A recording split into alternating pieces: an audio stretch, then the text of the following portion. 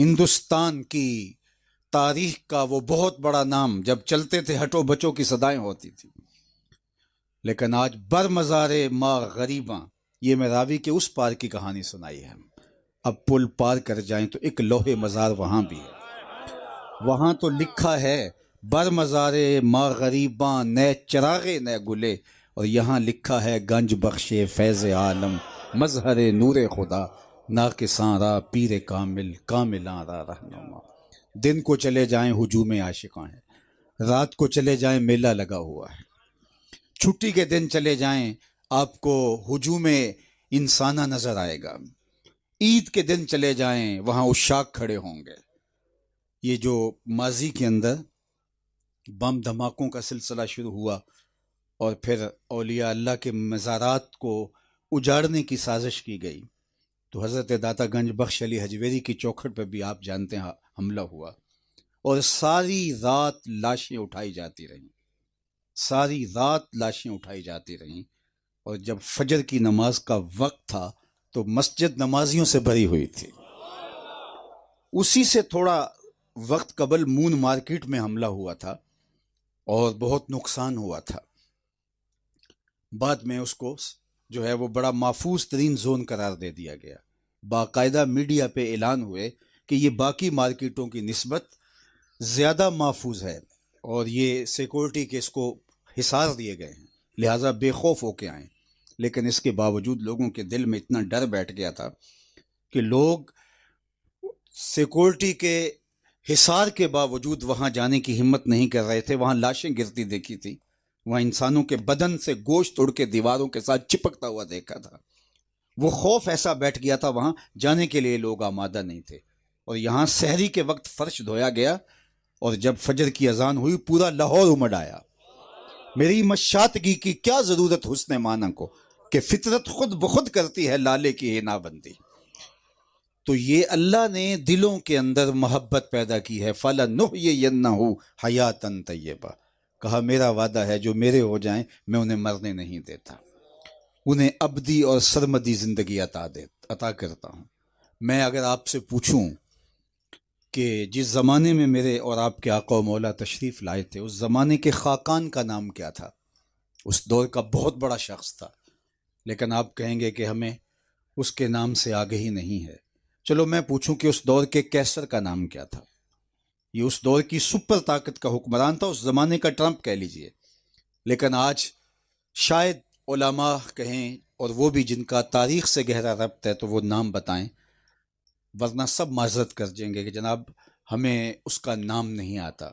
اس دور کی دوسری سپر طاقت پرشین امپائر، اگر آپ پوچھیں کہ ان کے حکمران کا نام کیا تھا تو وہ بھی تھوڑے لوگ جانتے ہوں گے۔ اور اگر میں اس مجلس میں موجود سب سے کم عمر بچے سے پوچھوں کہ میرے حضور کے مؤذن کا نام کیا تھا تو سر اٹھا کے بلال حبشی کا نام لے گا یا نہیں لے گا؟ اقبال تڑپ اٹھتا ہے، اقبال یہ کس کے عشق کا فیضام ہے، رومی فنا ہوا حبشی کو دوام ہے۔ تو میرے رب کا وعدہ ہے فَلَنُحْيِيَنَّهُ حَيَاتًا طیبہ، میں مرنے نہیں دیتا، فطرت ہستی شہید آرزو رہتی نہ ہو، خوب تر پیکر کی اس کو جستجو رہتی نہ ہو، موت کو سمجھا ہے غافل اختتام زندگی، یہ ہے شام زندگی صبح دوام زندگی۔ تو جس نے اپنے آپ کو ان سے جوڑ لیا پھر میرا اللہ انہیں حیات ابدی عطا کر دیتا ہے، وہ قبروں میں جا کر کے بھی زندہ ہوتے ہیں۔ ایک وہ ہیں کہ دو دھرتی کے اوپر چلتے پھرتے بھی مردہ ہوتے ہیں، اور ایک قبروں میں اترنے کے باوجود بھی زندہ ہوتے ہیں، ان کو ایسی حیات عطا کر دی جاتی ہے۔ تو اس لیے مجھے اور آپ کو جب اپنی زندگی کو ان کے ساتھ جوڑ دینے کا شرف نصیب ہو جاتا ہے پھر ہم محفوظ کر لیے جاتے ہیں، ہماری عزتوں کی حفاظت کر لی جاتی ہے، ہماری آبرو محفوظ کر لی جاتی ہے، ہمیں پھر ہمارا موت بھی پھر کچھ نہیں بگاڑ سکتی، چونکہ مرنے سے پہلے جب ہم مر گئے، موتو قبل ان تموتو، جو اہل اللہ کے بارے میں کہا گیا کہ یہ مرنے سے قبل مر جاتے ہیں۔ اور الجبرا کا قاعدہ ہے نفی جب نفی سے ضرب کھاتی ہے تو حاصل ضرب جو ہے وہ جمع کی شکل میں برآمد ہوتا ہے۔ تو جب وہ پہلے ہی مر چکے تھے اور دوبارہ جب موت آئی تو نفی نے نفی سے ضرب کھائی تو حیات بن گئی۔ وہ موت ان کے لیے زندگی کا پیغام اور زندگی کا سندیسہ لے کے آئی۔ ربعی بن حراش ایک بزرگ گزرے ہیں، امام ابو نعیم نے حلیہ میں، الروض الانس کے اندر امام سہیلی نے، اور باقی بہت سارے لوگوں نے، امام سیوطی نے بھی لکھا، باقی لوگوں نے بھی لکھا، ساری زندگی مسکرائے نہیں، فرماتے تھے کیا خبر میرا انجام کیا ہوگا، اور جب تک یہ یقین نہ ہو کہ میرا انجام کیا ہے تو مومن کو تو دھڑکا لگا رہتا ہے۔ رنگا رنگ سہیلیاں پرن کڑے، پر پریا اس دا جانیے جس دا توڑ چڑھے۔ کتنے لوگ ہیں کہ مرتبہ کمال تک پہنچے لیکن انجام اچھا نہیں ہوا۔ بلعم بن باورا کی مثال ہمارے سامنے موجود ہے۔ بنی اسرائیل کا مستجاب الدعوات ولی تھا، ہاتھ اٹھا کے دعا مانگتا تو ہاتھ منہ پہ بعد میں آتے، قبولیت پہلے ہو جاتی، لیکن پھر اسی کے بارے میں قرآن نے کہا نا، مَثَلُهُ كَمَثَلِ الْكَلْبِ، اس کی مثال کتے کی مثال ہے، زبان لٹک گئی، مٹی چاٹتا تھا۔ کیا انجام ہوا؟ اللہ اکبر۔ بایزید بستامی علیہ رحمہ سے ایک بڑھیا نے کہا کہ حضرت میں آپ سے ایک سوال پوچھنا چاہتی ہوں۔ فرمایا پوچھئے۔ کہا آپ کی داڑھی اچھی ہے یا میرے گدھے کی دم اچھی ہے؟ یہ سوال کوئی مجھے پوچھے پھر جانے کہاں پائے، لیکن حضرت بایزید رو پڑے اور کہا بڑھیا تیرے سوال کا جواب فی الحال میرے پاس نہیں ہے، یہ تو مرنے کے بعد ہی میں کچھ بتا سکتا ہوں۔ خیر حضرت بایزید بستامی کا وصال ہو گیا تو بڑھیا کو خواب میں ملے، تو اس نے کہا کہ میرا سوال وہیں کھڑا ہے، آپ کی داڑھی اچھی ہے یا میرے گدھے کی دم اچھی ہے؟ تو فرمانے لگے کہ اللہ نے میرا خاتمہ ایمان پہ فرمایا اور میری مغفرت فرما دی، اب تیرے گدھے کی دم کو میری داڑھی سے کیا نسبت ہو سکتی ہے؟ تو اس نے کہا بتاؤ آپ کے رب نے آپ کے ساتھ سلوک کیا کیا؟ تو حضرت بایزید کہنے لگے کہ جب میں مالک کے حضور پیش ہوا تو مجھے مالک نے کہا اے بوڑھے بتا میرے پاس کیا لے کر آیا ہے، 72 سال کی عمر میں انتقال ہوا تھا، آواز آئی ہے بوڑھے بتا میرے پاس کیا لے کر آیا ہے؟ تو میں نے جواباً عرض کیا مالک بادشاہوں کی چوکھٹ پہ فقیر آئیں تو انہیں بادشاہ یہ تو نہیں پوچھتے کیا لے کر آئے ہو، یہی پوچھتے ہیں کیا لینے آئے ہو، میں لے کر کچھ نہیں آیا، تیری رحمت کا سوالی بن کے آیا ہوں۔ اللہ نے بغیر حساب کے میری مغفرت فرما دی ہے۔ اللہ اکبر۔ تو جب تک یہ یقین نہ ہو، کتاب الایمان بخاری میں ایک تابعی روایت کرتے ہیں کہ میں 30 اصحاب پیغمبر سے ملاقات کی ہے صلی اللہ علیہ وآلہ وسلم، اور میں نے سب کو ایمان کے بارے میں سخت فکر مند پایا ہے۔ سب یہ کہتے تھے ہمارا خاتمہ ایمان پہ ہو جائے، ہمارا خاتمہ ایمان پہ ہو جائے۔ حضرت سیدی سکتی رضی اللہ تعالیٰ عنہ فرماتے تھے مجھے اس کی بے نیازی سے ڈر لگتا ہے۔ حضرت حسن بصری بھی فرماتے ہیں مجھے اس کی بے نیازی سے ڈر لگتا ہے۔ بلکہ حضرت سیدی سکتی نے ایک بڑی بات کہی، کہا مجھے تو اس بات سے ڈر لگتا ہے، لوگ تو حساب و کتاب کی بات کرتے ہیں، میں اس بات سے ڈرتا ہوں قیامت کے دن اپنے رب کا سامنا کیسے کروں گا، باقی اعمال کی جواب دہی، نامہ اعمال کا تلنا، اپنے رب کا سامنا کیسے کروں گا۔ اور حضرت اقبال 2 قدم آگے بڑھے ہوئے دکھائی دیتے ہیں اس باب میں، تو وہ کہتے ہیں کہ میں تو قیامت میں اس بات سے ڈرتا ہوں رسول اللہ کا سامنا کیسے کروں گا۔ تو غنی از ہر دو عالم من فقیر، روز محشر عذرہائے من پذیر، گر تو می بینی حسابم ناگزیر، از نگاہ مصطفیٰ پنہاں بگیر۔ اے اللہ تو مجھے معاف کر دینا، کریم ہے، بغیر حساب کے معاف کر دینا، میرا حساب نہ لینا، اور اگر میرا حساب لینا ضروری اور ناگزیر ٹھہرا تو میرے مالک میری التجا ہے تیرے حضور رسول اللہ کے سامنے نہ لینا، مجھے حضور رحمت صلی اللہ علیہ وآلہ وسلم سے حیا اور شرم آتی ہے۔ اللہ اکبر۔ آج میں اور آپ اپنے آقا و مولا کے ساتھ جو عقیدت اور محبت کا رشتہ رکھتے ہیں، اور ہمارا عقیدہ کہ حضور کی نگاہوں سے ہم پوشیدہ نہیں ہیں۔ اقبال نے بھی کہا تھا چشم تو بی نندائے معافی صدور، تیری نظر تو سینوں کے چھپے راز بھی جانتی ہے، تو پھر ہمیں بند کمرے کے اندر بھی جرم کرتے ہوئے شرم آنی چاہیے کہ ہمارے مصطفیٰ جان رحمت تو ہمیں دیکھ رہے ہیں۔ یہ عقیدہ ہمارے عمل پر بھی اثر انداز ہونا چاہیے، صرف مناظرے کے لیے ہی عقیدہ نہیں ہے کہ 3 گھنٹے اس پہ ہم مناظرہ کرنے کی سکت رکھتے ہیں، اس کا ہمارے عمل پر، ہمارے رویے پر، ہمارے طرز معاشرت پر کیا اثر پیدا ہوتا ہے۔ یہ عقیدہ کہ میرا اللہ مجھے دیکھ رہا ہے 7ویں کوٹری میں بھی جرم سے بچاتا ہے۔ اللہ اکبر۔ جب سارے پردے پھینک کر کے بت کے اوپر موٹا کھیس ڈال کے زلیخا بولتی ہے تلک اب تو آ جاؤ نا، اب کوئی نہیں دیکھ رہا، تو یہ عقیدہ روشنی دیتا ہے۔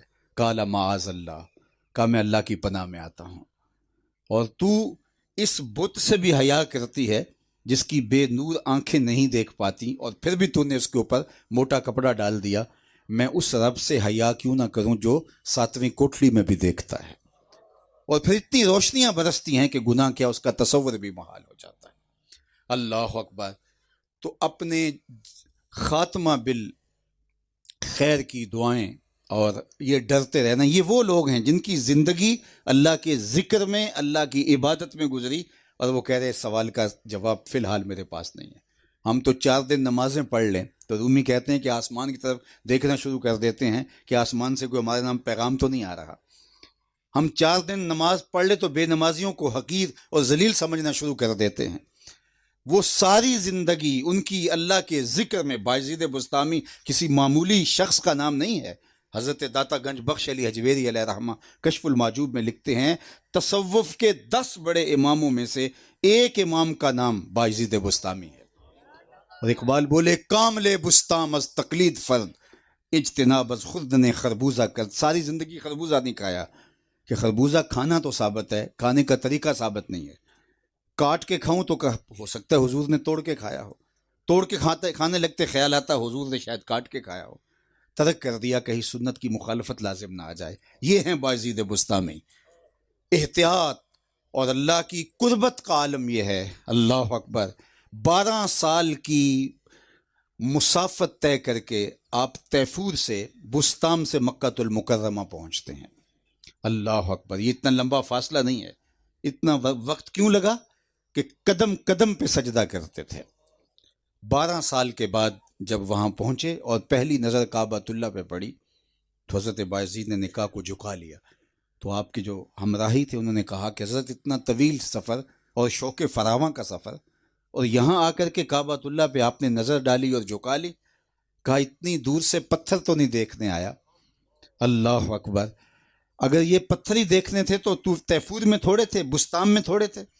پھر دوسری نظر اٹھائی تو کعبہ بھی دیکھا، کعبے والا بھی دیکھا۔ اللہ اکبر۔ یحییٰ بن معین نے حضرت بایزید بسطامی کو خط لکھا، حضرت داتا صاحب کشف المعجوب میں سکر اور صاحب کی بات میں لکھتے ہیں، اور اس کے اندر لکھا اس شخص کی کیا حالت ہے جس نے معرفت کے سمندر سے ایک جرعہ لیا، ایک گھونٹ پیا، اور ایسی مستی آئی کہ ابھی تک ہوش ہی نہیں آ رہی۔ انہوں نے حالت اپنے لکھی لیکن بصیغہ غیب۔ بزرگ اپنی حالت بھی بصیغہ غیب لکھتے تھے، اور آج ہم کسی کی بات کو اپنے ساتھ جوڑنے کی کوشش کرتے ہیں۔ تو حضرت بایزید نے جو جواب دیا وہ ان کی اپنی حالت تھی، لیکن انہوں نے بھی بصیغہ غیب لکھا۔ انہوں نے لکھا تھا اس شخص کی کیا حالت ہے جس نے معرفت کے سمندر سے ایک گھونٹ پیا اور ابھی تک نشہ ہی نہیں اتر رہا۔ تو آپ نے اس کے جواب میں لکھا خط کے پیچھے، تو اس کا حال کیوں نہیں پوچھتا جو پورا سمندر پی کے پھر بھی ہوش میں پھر رہا ہے۔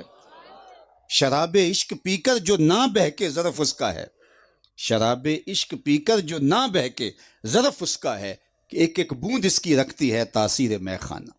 ملا علی قاری نے اس حدیث کے تحت کہ جب حضور جبل احد پہ گئے تو وہ جھوم اٹھا، تو آقا کریم نے ایڑ لگائی اور فرمایا کہ اثبت احد فإنما علیک نبی و صدیق و شہیدان۔ تو حضور نے جو ہے وہ ایڑ لگائی، میں ٹھہر جا۔ اللہ اکبر۔ تو حضرت ملا علی قاری اس کی تشریح میں عمدہ جو ہے وہ اپنی اس کی تشریح مرقات میں لکھتے ہیں کہ حضور نے اس کو جو ہے وہ وجد سے صحف کی طرف منتقل کیا۔ اللہ اکبر۔ تو فرمایا اس کا مطلب یہ ہے کہ اہل وجد سے جو اہل ضبط ہیں وہ افضل ہیں، اور اللہ کے محبوب نے اس کو اس طرف منتقل کر دیا۔ تو شراب عشق پی کر جو نہ بہکے ظرف اس کا ہے، کہ ایک ایک بوند اس کی رکھتی ہے تاثیر مے خانہ۔ بات دور نکل گئی، بات کر رہا تھا کہ اس بڑھیا نے کہا، اذان سنتے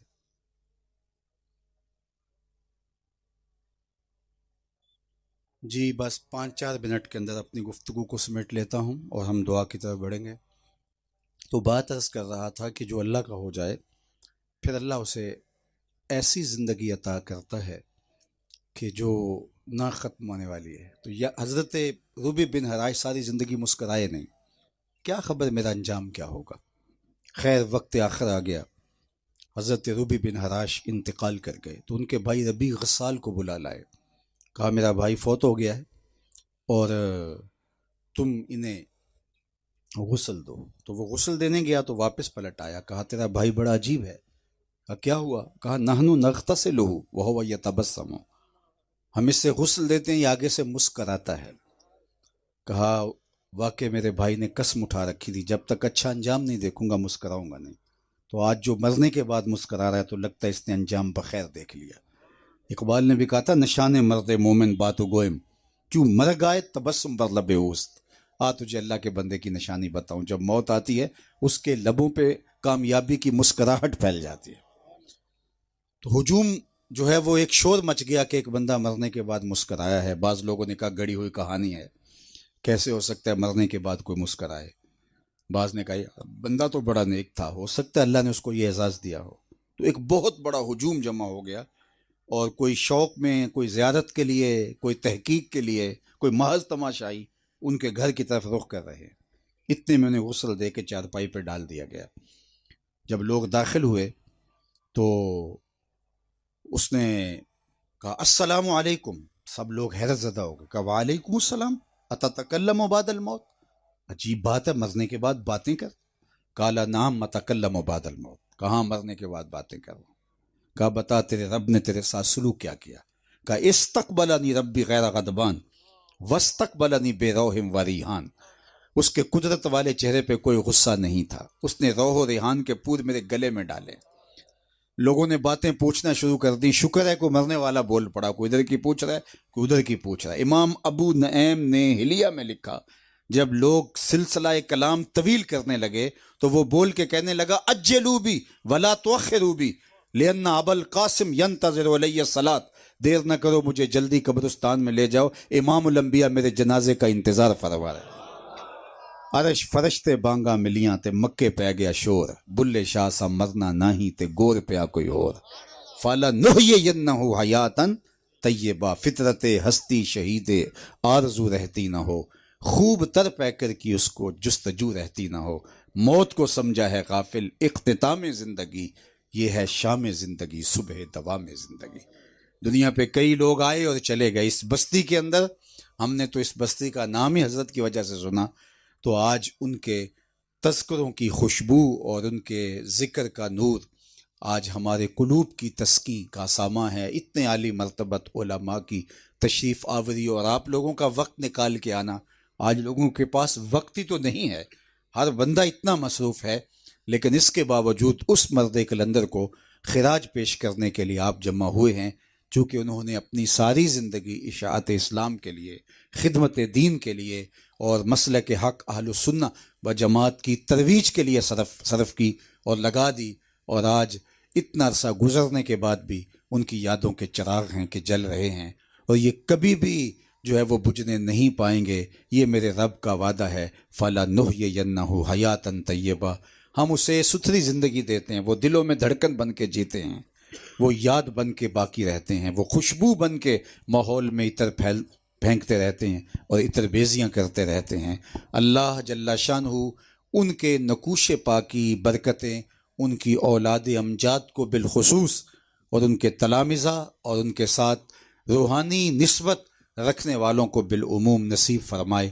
اور آج کی اس بابرکت پر نور نورانی مجلس رحمت کے اندر حاضری جو مجھے اور آپ کو نصیب ہوئی، اللہ اسے مستجاب اور قبول فرے، اور ہمارے واپس جانے سے پہلے پہلے اس اجتماع کی برکتیں اللہ ہمارے گھروں تک پہنچا دے. لکھا باقی لوگوں نے بھی لکھا، ساری زندگی مسکرائے نہیں، فرماتے تھے کیا خبر میرا انجام کیا ہوگا.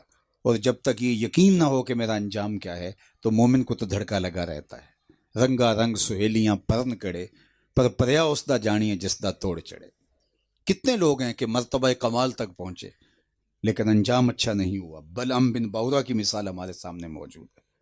بنی اسرائیل کا مستجاب الدعوات ولی تھا، ہاتھ اٹھا کے دعا مانگتا تو ہاتھ منہ پہ بعد میں آتے، قبولیت پہلے ہو جاتی. لیکن پھر اسی کے بارے میں قرآن نے کہا نا مثلہ کمثل الکلب، اس کی مثال کتے کی مثال ہے، زبان لٹک گئی، مٹی چاٹتا تھا. کیا انجام ہوا؟ اللہ اکبر. بایزید بستامی علیہ رحمہ سے ایک بڑھیا نے کہا کہ حضرت میں آپ سے ایک سوال پوچھنا چاہتی ہوں. فرمایا پوچھیے. کہ آپ کی داڑھی اچھی ہے یا میرے گدھے کی دم اچھی ہے؟ یہ سوال کوئی مجھے پوچھے پھر جانے کہاں پائے. لیکن حضرت باعزید رو پڑے اور کہا بڑھیا تیرے سوال کا جواب فی الحال میرے پاس نہیں ہے، یہ تو مرنے کے بعد ہی میں کچھ بتا سکتا ہوں۔ خیر حضرت باعزید بستامی کا وصال ہو گیا تو بڑھیا کو خواب میں ملے، تو اس نے کہا کہ میرا سوال وہیں کھڑا ہے، آپ کی داڑھی اچھی ہے یا میرے گدھے کی دم اچھی ہے؟ تو فرمانے لگے کہ اللہ نے میرا خاتمہ ایمان پہ فرمایا اور میری مغفرت فرما دی، اب تیرے گدھے کی دم کو میری داڑھی سے کیا نسبت ہو سکتی ہے؟ تو اس نے کہا بتاؤ آپ کے رب نے آپ کے ساتھ سلوک کیا کیا؟ تو حضرت باعزید کہنے لگے کہ جب میں مالک کی حضور پیش ہوا تو مجھے مالک نے کہا اے بوڑھے بتا میرے پاس کیا لے کر آیا ہے، 72 سال کی عمر میں انتقال ہوا تھا، آواز آئی ہے بوڑھے بتا میرے پاس کیا لے کر آیا ہے؟ تو میں نے جواباً عرض کیا مالک بادشاہوں کی چوکھٹ پہ فقیر آئے تو انہیں بادشاہ یہ تو نہیں پوچھتے کیا لے کر آئے ہو، یہی پوچھتے ہیں کیا لینے آئے ہو، میں لے کر کچھ نہیں آیا، تیری رحمت کا سوالی بن کے آیا ہوں، اللہ نے بغیر حساب کے میری مغفرت فرما دی ہے۔ اللہ اکبر۔ تو جب تک یہ یقین نہ ہو، کتاب الایمان بخاری میں ایک تابعی روایت کرتے ہیں کہ میں 30 اصحاب پیغمبر سے ملاقات کی ہے صلی اللہ علیہ وآلہ وسلم، اور میں نے سب کو ایمان کے بارے میں سخت فکر مند پایا ہے، سب یہ کہتے تھے ہمارا خاتمہ ایمان پہ ہو جائے، ہمارا خاتمہ ایمان پہ ہو جائے۔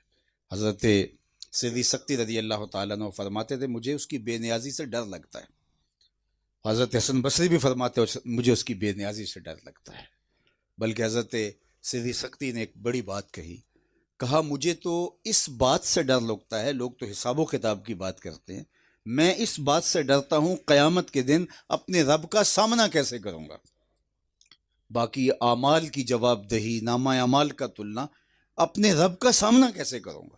اور حضرت اقبال 2 قدم آگے بڑھے ہوئے دکھائی دیتے ہیں اس باب میں، تو وہ کہتے ہیں کہ میں تو قیامت میں اس بات سے ڈرتا ہوں رسول اللہ کا سامنا کیسے کروں گا، تو غنی از ہر دو عالم من فقیر، روز محشر عذرہائے من پذیر، گر تو می بینی حسابم ناگزیر، از نگاہ مصطفیٰ پنہاں بگیر، اے اللہ تو مجھے معاف کر دینا، کریم ہے، بغیر حساب کے معاف کر دینا، میرا حساب نہ لینا، اور اگر میرا حساب لینا ضروری اور ناگزیر ٹھہرا تو میرے مالک میری التجا ہے تیرے حضور رسول اللہ کے سامنے نہ لینا، مجھے حضور رحمت صلی اللہ علیہ وآلہ وسلم سے حیا اور شرم آتی ہے۔ اللہ اکبر۔ آج میں اور آپ اپنے آقا و مولا کے ساتھ جو عقیدت اور محبت کا رشتہ رکھتے ہیں، اور ہمارا عقیدہ کہ حضور کی نگاہوں سے ہم پوشیدہ نہیں ہیں، اقبال نے بھی کہا تھا چشم تو بی نندائے ما فی الصدور، تیری نظر تو سینوں کے چھپے راز بھی جانتی ہے۔